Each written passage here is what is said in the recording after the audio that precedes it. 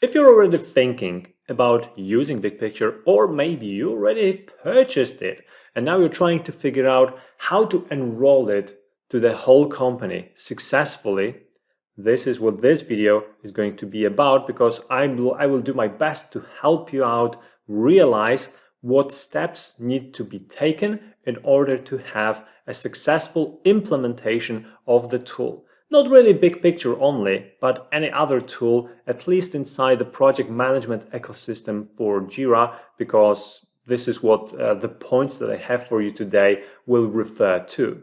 This video is part of our process to deliver high-quality learning and training materials for the Atlassian ecosystem in general. And if you want to support this, you may consider subscribing to the channel.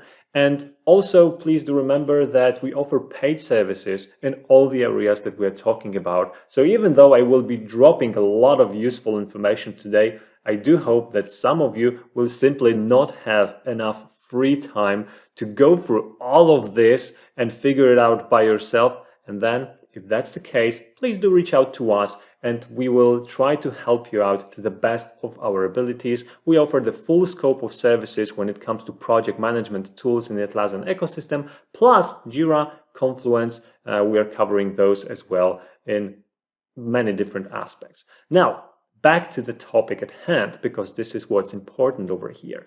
So, first things first, let's talk about some key elements that are important to the whole implementation process. And there are several of them. And I said process because we think always about the implementation of the tool as a process, because essentially that's what it is. And there are some things that need to happen along the way that, based on our experience, we feel that if you would miss some of those steps, then the process will never be completed really, and the tool and its usefulness will be less than what it can be if you do all steps properly.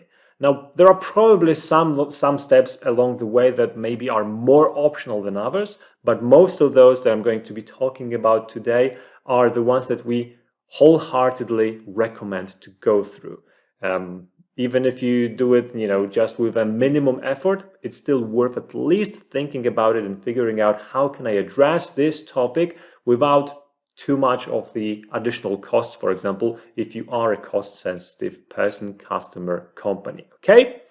Good. So the first thing, I think it's pretty basic, but it's still worth mentioning. The tool has to cover the requirements that you have for it. So we all have, and I'm talking we as companies, we all have our own processes of managing projects. Some companies are more waterfall, some companies are more agile, some companies are somewhere in the agile transformation. Some companies already had a transformation and they are stuck somewhere in between, and there are plenty of those, believe me. So it doesn't matter where you are. What matters is that these processes have to be covered and reflected in the tool that you're going to use.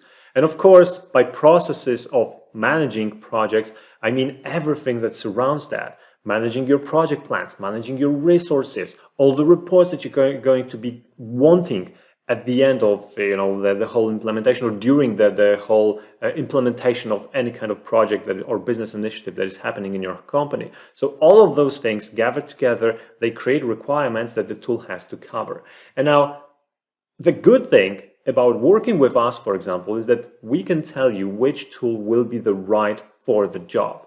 And this will mean that you get to spend less time on trying to figure it out by yourself, but you also put less risk into the whole process, because you take professionals that will tell you, look guys, if you have this kind of requirement, these two tools are a no-go because they will not support you in this area, right? So these are very important and valuable things that we will put on the table for you if you choose to work with us. But other than that, if you pick the right tool for the job, you are already where you're supposed to be at the beginning of everything that is supposed to happen in the implementation process. The next thing that is also very important is the compatibility with other tools and other software. So you probably have other other software or tools in the company that will have to work together with your project management tool. It doesn't happen often, but in this case, in case of BigPicture, if you're talking about this one, it's definitely Jira, for example. But you might also have other apps attached to Jira, maybe for budgeting, maybe for time tracking, maybe for reporting, right? And you want to make sure that everything will be aligned and working well together, because you don't want to introduce a new tool and because of this have more effort needed to complete some activities that were previously doable in less amount of time. That's definitely not something that will help with the implementation and adoption of the new tool, which we will get back to a little bit later. So you want to make sure that the compatibility is as high as possible. And of course, one of the ways to assure great compatibility is not only knowing what the tool is capable of, but also configuring the tool in the right way that will allow you to work with it as efficiently as possible. And that's another step on our way. Great configuration of the tool. We take time to spend as much as possible with trying to learn and understand what do you actually need and how you want to work with the tool. And then we configure it in a way that will be as helpful as possible, taking into account all kinds of information that you give us, but also making sure that we talk about some automation, we talk about reporting again, which has to be the end result, and usually is very important for some people that are higher up the chain of command, if I can say so. So all of those things, we put it together and we create the best possible configuration. That's not an easy part really, because if you think about everything that BigPicture has to offer, there are so many things to consider. And we have the whole internal documentation all about this, treating all the individual functionalities with several different approaches and trying to figure out which approach will be good for which result that you want to achieve in the end. So you of course are absolutely welcome to try and go through this all by yourself, but just remember that there are many different aspects that you have to think about, and not just what kind of issue types I'm going to have and whether I put everything in one Jira project or several Jira projects. There is a lot more to the whole story. Now moving on, the next thing that we always put a lot of effort into is reusability of the tool. So by this we mean that we not only create the initial configuration that you're going to start with working with the tool, but we also want to make it as easy as possible to work with the tool as the time passes. So new projects are introduced, you want to start new endeavors inside the tool, and then what you will need are templates. You will need box templates, you will need task templates, maybe you will need some documentation for this. So we make it a part of our implementation process so that when we are gone, you are left with the tools that you can reuse in the future to help you out on this journey. And hopefully this is something that you will think about as well while doing the implementation. The next one is self-sustainability. Self-sustainability meaning that we do our best, which is probably not in our best interest, to get away from the implementation process with the thought that the client is in the right place when it comes to managing the software by himself, herself. Okay, so we don't want to tie you to us so that you are forever. You have to forever hire our services to help you maintain the tool. We actually want you to be self-sufficient with it, and we put a lot of emphasis on it. So there are several things we do in this area. One of those things is definitely training. So training will always be an important part of the whole implementation process. And I feel like this is something you definitely shouldn't skip ever. But then we also involve you in the implementation process as much as possible. So it's not like, we create a great configuration of the tool, but we don't do it by ourselves. I mean, we do the work by ourselves, but we involve you in a process in a way that you understand what is done, how it's done, and the most important question, why is it done the way it is, so that you understand how things are configured, why are they configured in a certain way, so that when something wants to be changed in the future for whatever reason, you will have the knowledge to say, well, we can't change it because it's configured like this for this and this reason, and your logic is not good enough to change the previous reasoning. Or the other way around. So you're like, okay, we configured it previously because things were looking like this, but now our environment changed a little bit. So yes, let's make this change. Conscious decision making, right? And you will be equipped to proceed with that. Next one, one of my favorites really. Whenever you introduce a new tool, this is a change process that is happening in a company. And there are some people that are wholeheartedly invested in the whole idea. And they will be like, yes, let's go. We want to proceed with the new tool and want to learn as much as possible about it and use it from tomorrow, But then there will be people that will be like, no, new tool, I'm not sure if I want to learn something new. I'm okay with what I have now, right? So there is always some resistance in introduction of the new tool, and the adoption rate that you will get at the end of the implementation is dependent on how the implementation has been delivered. So one of the things we do during the implementation is that we take care of the adoption. We talk with other users and try to make them aware of what the tool is actually capable of and how it helps them out. We do the great configuration, but then after the configuration is done, we still do a short training session for all the core users to help them understand how to use this configuration now. If the client wants to pay for it, we prepare documentation or training videos to support that.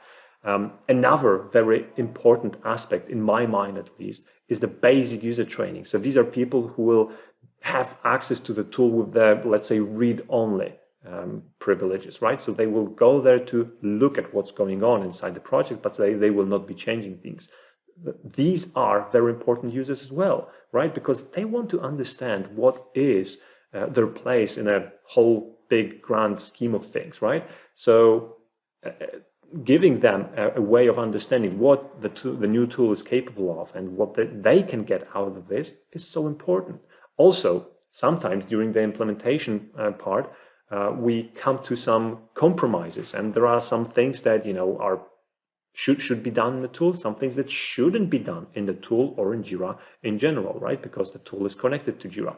So the do's and don'ts are also an important part of this meeting with the basic users to make everyone aware of what is the new world, or slightly changed world, looking like, and what they should be, how they should use it to their advantage, to their benefit.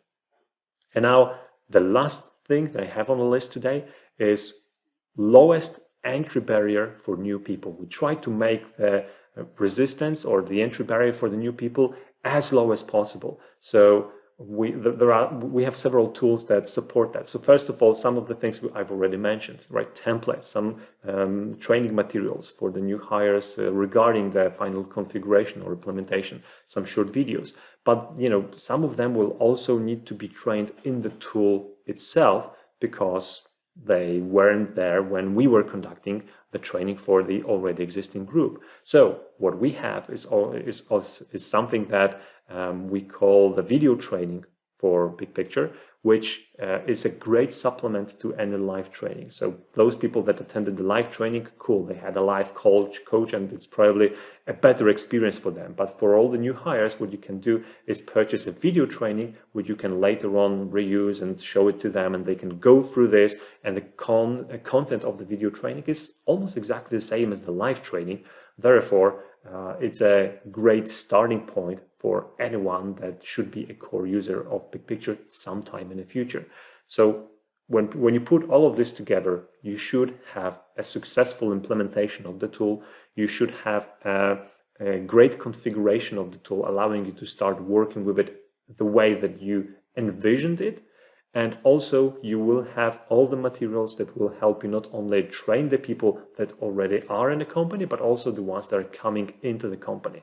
And with this, I feel that everything is, enclosed and covered, so that you are safe and the implementation process has to end successfully, like all our processes really do. So far we did tens of them. I'm not even sure if not, more than 100 really. And I think I have to count it. I got curious myself now. And none of those implementations ended in a disaster, in a failure. And that's a big thing on our side. And we are really happy about it. We are proud of it. And I think the reason that it is the way it is that we always approach this with a full understanding or a thought that we want to fully understand our customers. So we don't try to impose any ideas on you before we understand what you actually want and where you are at this point in time and where you want to get to. Also, we have this baggage of experiences and internal documentation that helps us navigate through more complicated configurations and more complicated cases, and that's like so helpful that an implementation that we are doing nowadays is like a breeze for us, which I know is a huge challenge for the people that don't have the experience that we already carry with us through the last 7 years that we have been working with the tool. So hopefully this was helpful and it gave you an insight into what has to happen for the implementation to be successful on your side. I wish you all the best, and I really, really, really hope that whatever you will be doing with the tool, you will end up with the configuration that you will be super happy about, and it actually will bring more benefits than drawbacks, because it always is a balancing game, and any change can bring bad things, but should bring more good things than bad things in the end. So hopefully you will have more good things than bad things. With this, I thank you very much for listening, and I'll be seeing you in one of the next videos.